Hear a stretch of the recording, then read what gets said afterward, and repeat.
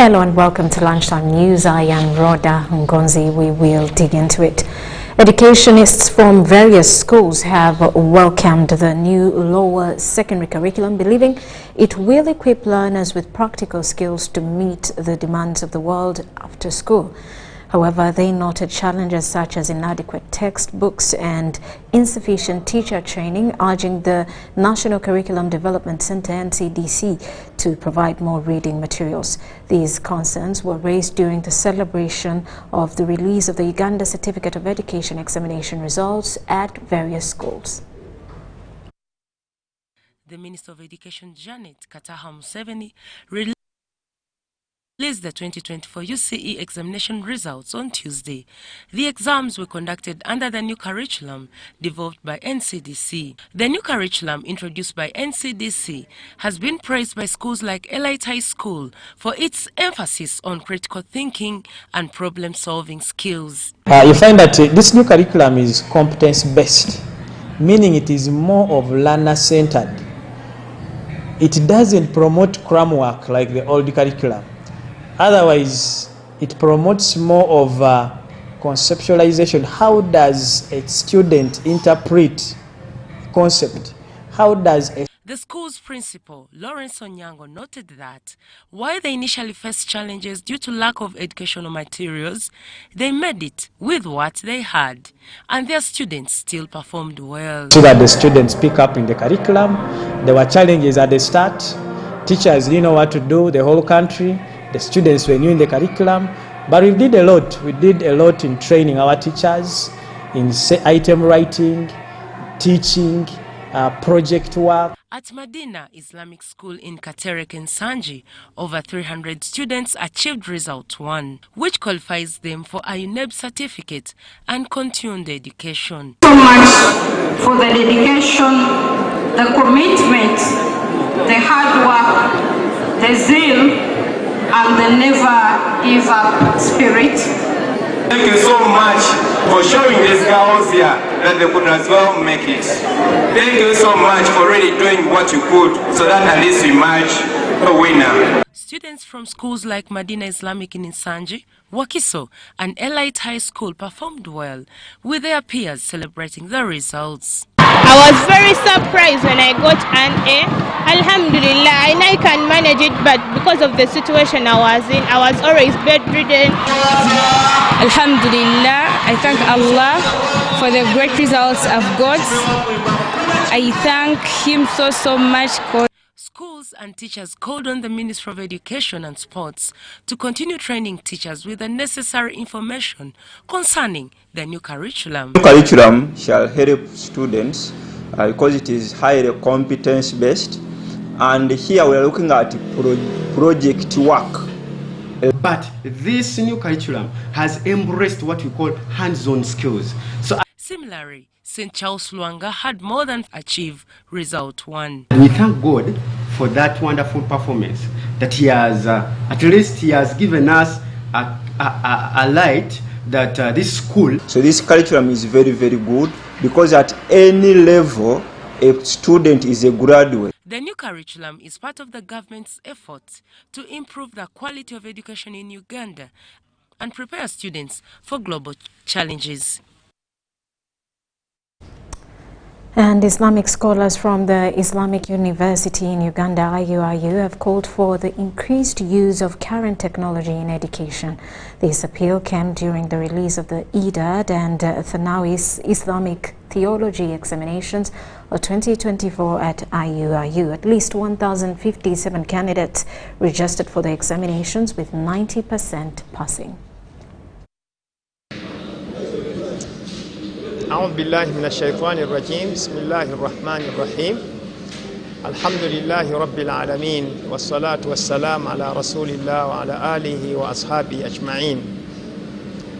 Today we have released the examination results for the Idadi and Thanawi, which can also be taken as O and A level of Islamic theology, and the committee of the Uganda National Examinations Committee of Idadi and Thanawi of the Islamic University in Uganda.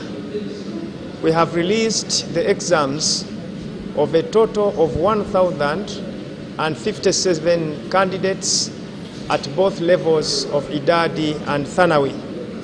It has been a very great day compared to the number of students or the number of candidates that sat these exams last year.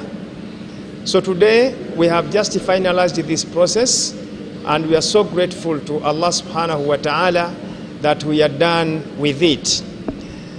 At this time, we are also pleased to report that the students or the school's enrollment for these exams, it has also gone high from some kind of 3 schools in 2018 to 54 schools in 2024.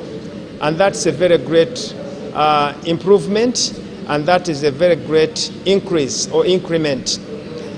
We are having some challenges so far. The first challenge is that some schools are trying to compact this study in such a way that instead of the 2 years which are known to be taken to study the A-level curriculum, some schools are trying to compact and abridge that curriculum so that it can be completed in 1 year.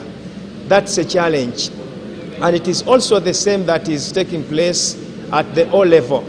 So we have resolved as Uganda National Examinations Committee of Idadi and Thanawi to have a retreat where we can call all the stakeholders to come together, and we have a second thought about this. We are also facing a challenge of the new curriculum that is offered by the government of Uganda, because it also affects the way how Islamic theology is being taught, the time that is supposed to be allocated to it, the skilling programs, among others. So we have also resolved that we are going to have a retreat where we can come together and discuss all these issues, and at the end of it we can come up with practical solutions to them. And the Adventure of Humanity project is set to host a mega music in space concert aimed at raising awareness about climate change. The event will take place from the 30th of May till the 9th of June 2025 at Kaunda Grounds in Gulu City. It will feature international artists including American award-winning singer Lionel Richie and the legendary Sister Sledge. This announcement was made by the Minister for Justice and Constitutional Affairs, Norbert Mao, alongside Richard Nielsen, the President of the Adventure of Humanity project, during a media briefing at Media Center in Kampala. I am here on behalf of the people of Gulu and on behalf of the Uganda government to inform you that we welcome this initiative to Uganda and to Gulu, and we support it.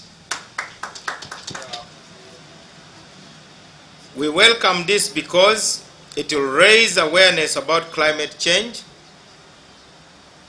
it will empower local businesses, it will open up doors to promote the youth to exploit their creative talent. It will be a big platform for local artists and musicians to also showcase their skills. Now we're coming into to Gulu, and our mission is to kick off one of the greatest climate awareness concerts, and with good government support from the whole population of Uganda. I hope we will create something great together. And our mission is to give hope and inspire the next generation. I want to fly higher, higher, higher, around the world with you. Higher, higher, higher, around the world with you. Right now, the chairperson of the Lions Club International Foundation, Dr. Patty Hill, has commended the school feeding program in the Karamoja sub-region as it has boosted school attendance and reduced malnutrition among children. Last year, Lions Club launched a $1 million project to support school feeding in Karamoja. The project is implemented by the World Food Programme. The Lions Club International Foundation chairperson, Dr. Patty Hill, visited the Karamoja sub-region to assess the progress of the $1 million project, which is being implemented by the World.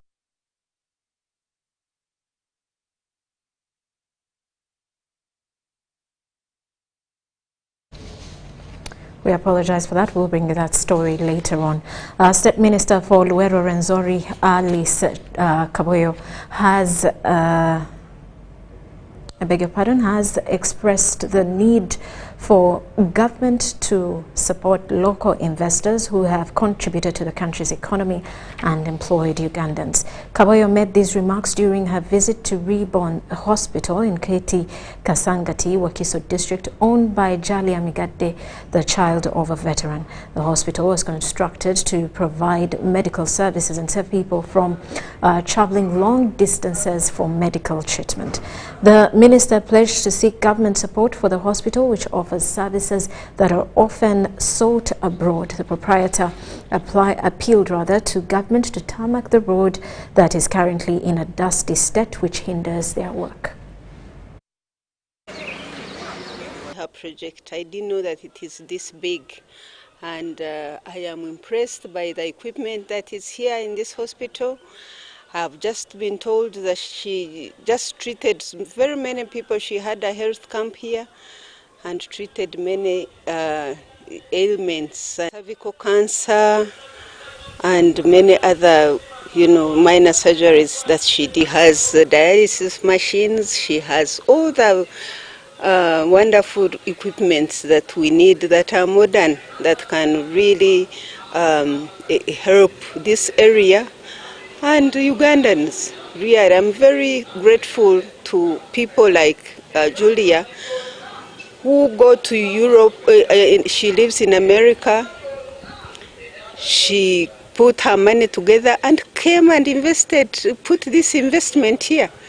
It is wonderful, and I don't know, we are very grateful and thankful to her and her family for this facility. And as government, all we can do is support this initiative. These are equipments that we go looking for in Kenya and elsewhere in Europe. So you don't need to go anywhere here. In Ugandans, people who live in Kampala, please come and check out this hospital. They have able doctors and very good equipment. We need roads. This road from Mperere, it goes all the way to Bombo, I believe, to Bombo Road. With the kind of equipment that we have, we need a tarmac road. We have very, very expensive equipment. We have actually some equipment that are not even here in Uganda. We're the first people to have it. When doctors come here, they're like, Julia, what is this? They don't even know what it is.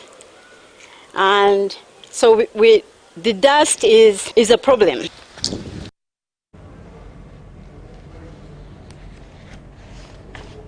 And with that, we go for a quick break. When we return, more details.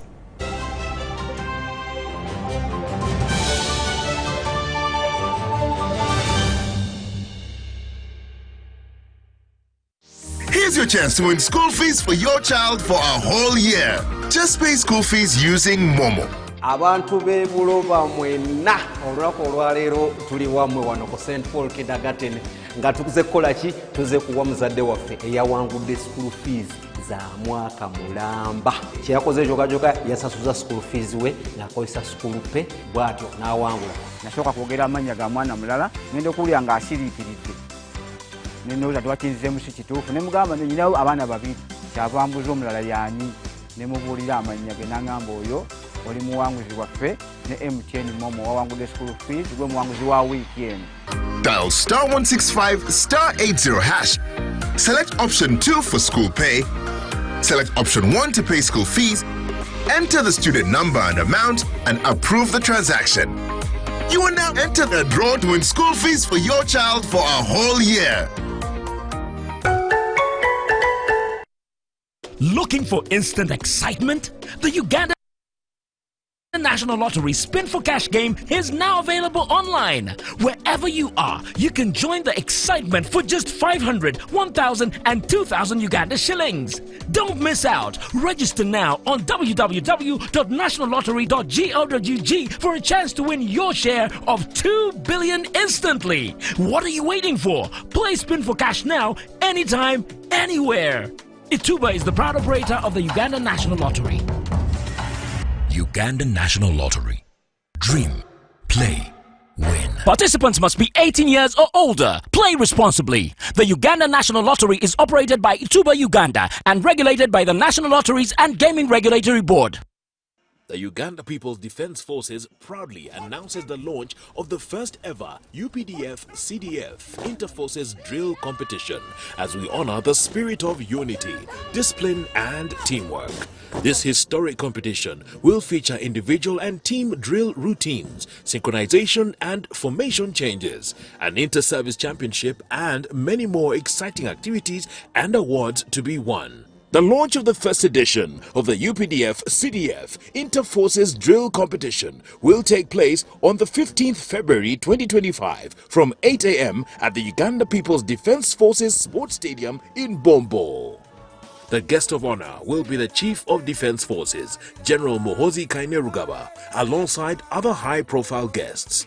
The launch event will kickstart a series of activities leading up to the main competition, which will take place from the 12th to the 14th May 2025. For more details, please call 0392 947455. Long live the Uganda People's Defence Forces.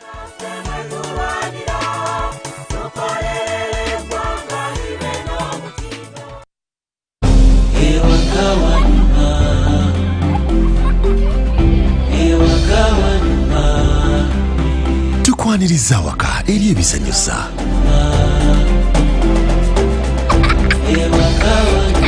Eri Wi-Fi buli wamu.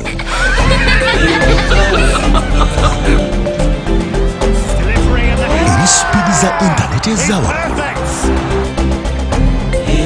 Eri obukuumi.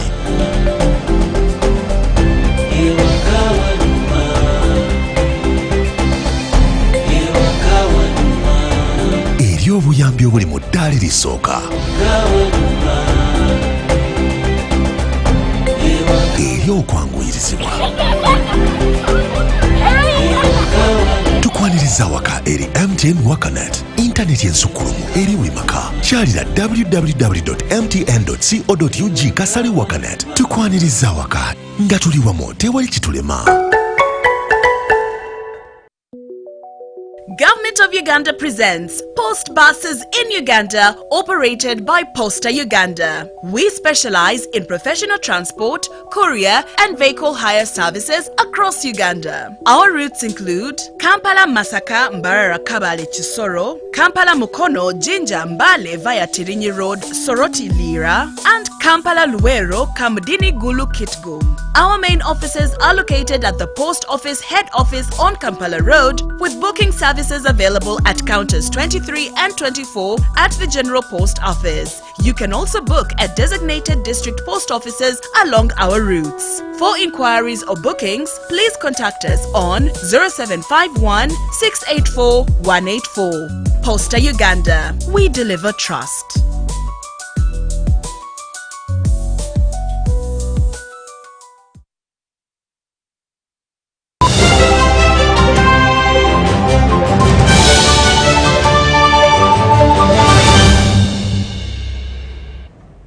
Welcome back. You are still watching Lunchtime News. The Ministry of Trade and Cooperatives has raised an alarm over the increased reports of poor management and governance in savings and credit cooperative societies, SACCOs.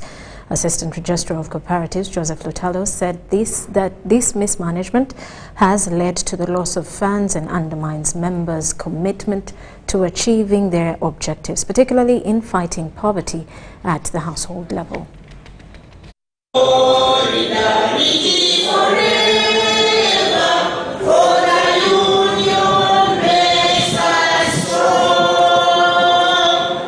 The Assistant Registrar of Cooperatives, Joseph Lutalo, has raised an alarm over the increased reports of poor management and governance in savings and credit cooperative societies, which have resulted in the loss of funds. He was presiding over a crisis meeting organized by the ministry to streamline the operations of the Uganda Liberal Teachers Union Members SACCO held at Kitande Primary School. I'm Joseph Lutalo, and I work with the Office of Registrar Cooperatives.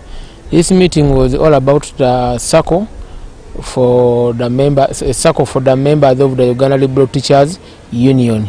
This is a registered SACCO like any other SACCO, and luckily enough, recently they received a grant from the government, but unfortunately, after receiving the grant, they decided having internal conflicts, which we have been trying to handle with the SACCO officials. But later, we found it necessary to also members of the SACCO to know what is happening, since it involves public funds. The Assistant Registrar emphasized the need for strong governance structures and transparency in SACCO operations to build trust and encourage more members to actively participate. He encouraged members to actively engage in SACCO activities and conduct regular audits through clear communication channels. So this meeting, members have decided have agreed on a number of issues. One, they have requested for accountability from the chairperson and the secretary who have never attended this meeting, and from that is why they have agreed that they have put them aside in their respective positions till they provide the accountability to them in the next 1.5 months. The General Secretary of the Uganda Liberal Teachers Union, Jackson Erima, said that the core reason for the formation of the SACCO was to reduce the poverty level among teachers. The registrar called a special general meeting of the members, and so we are here today and made strong resolutions. One is that our two colleagues, since they are being investigated, it requires that they step aside and then investigations continue.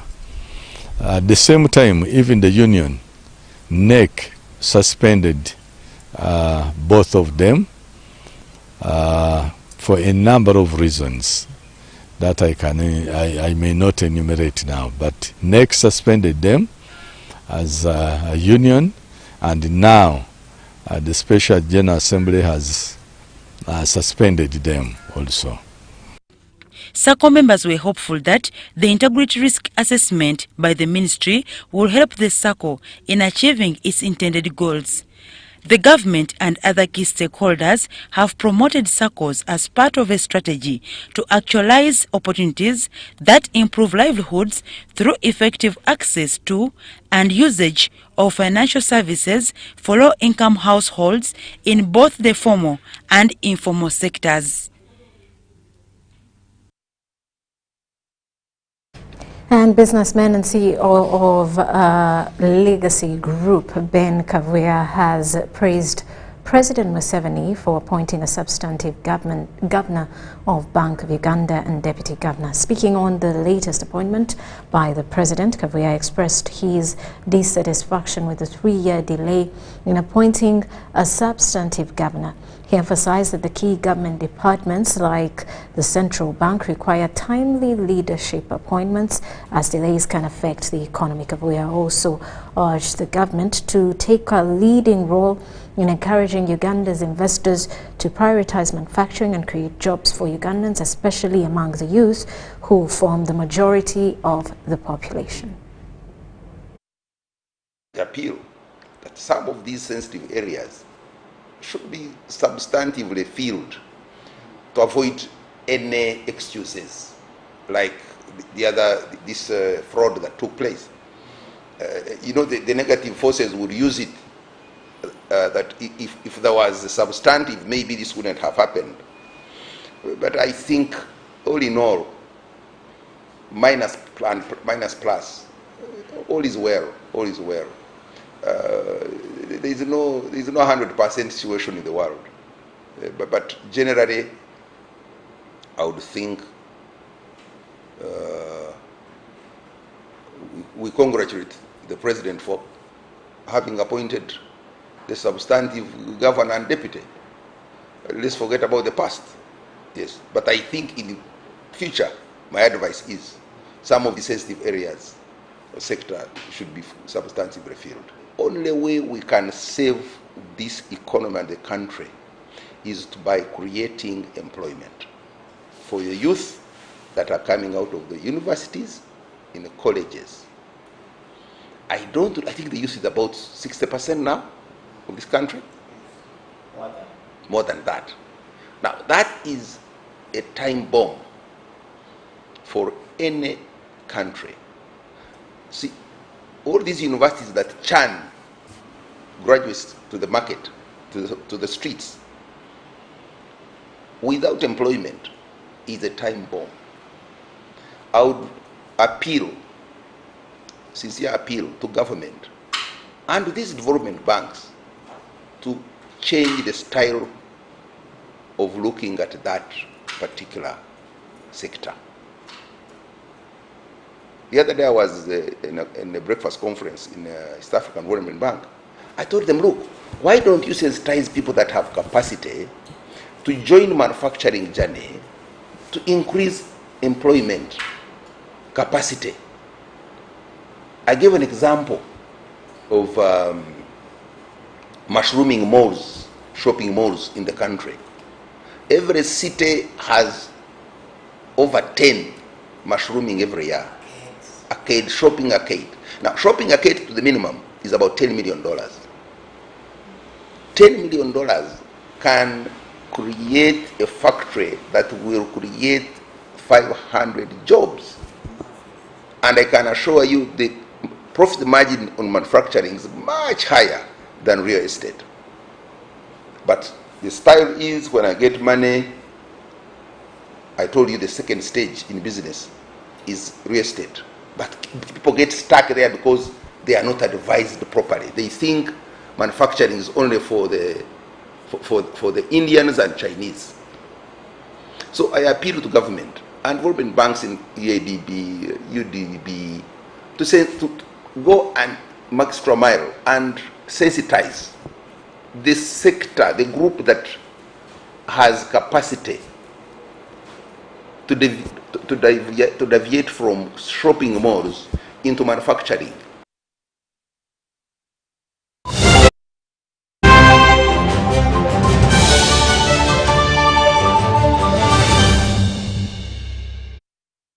And U.S. President Donald Trump is doubling down on the demand that Jordan permanently take in Palestinians while the U.S. takes over Gaza.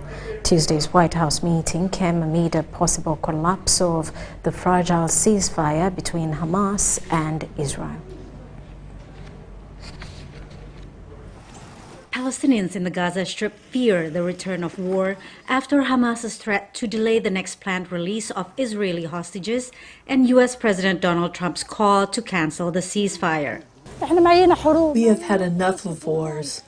We have begun to wish for death. As he hosted Jordan's King Abdullah II at the White House Tuesday, Trump doubled down on his plan to take over Gaza. I think it's going to be something that's going to be magnificent for the Palestinians. They're going to be in love with it.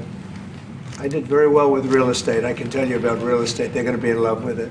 The Palestinians, along with Jordan, Egypt, and various other countries, have rejected Trump's plan to forcibly relocate an estimated 1.9 million Gaza residents into neighboring countries. But other than saying he would immediately receive 2,000 children in Gaza sick with cancer and other illnesses, King Abdullah declined Trump's invitation to share his counteroffer. I think we have to keep in mind that there is a plan from Egypt and the Arab countries. We're being invited by Mohammed bin Salman to discussions in Riyadh. I think the point is how do we make this work in a way that is good for everybody. It's a high-stakes meeting for Abdullah, who must maintain ties with a key ally whom Jordan depends on for foreign assistance. Trump hinted Monday he would withhold aid, but backtracked on Tuesday. Many Jordanians are descendants of displaced Palestinians. If Abdullah supports Trump's plans, it will create major political and economic problems and allow Hamas to enter, says Gaith Al-Omari of the Washington Institute for Near East Policy. Hamas could create not only domestic problems in terms of terror, but also there's the fear that Jordan might then become a staging ground for attacks on Israel. All of these things will create very, very severe threats to Jordan's stability and maybe even survival. Al-Omari said Trump's takeover plan removes the incentive for Hamas to continue the ceasefire. On Monday, the U.S. designated terror group threatened to delay the next planned release of hostages, alleging Israeli truce violations. Trump and Israeli Prime Minister Benjamin Netanyahu responded with the same ultimatum. The decision I passed unanimously in the cabinet is this.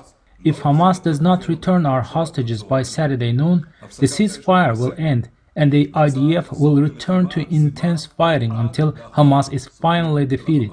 Israel will hand over Gaza to the U.S. after the war, Trump has said. We're not going to buy anything. We're going to have it, and we're going to keep it, and we're going to make sure that there's going to be peace, and there's not going to be any problem, and nobody's going to question it. These Gazans would disagree. Patsy Widakuswara, VOA News, Washington. And that does it for Lunchtime News. Thank you for sticking with us. I am Rhoda Ngonzi. Good afternoon.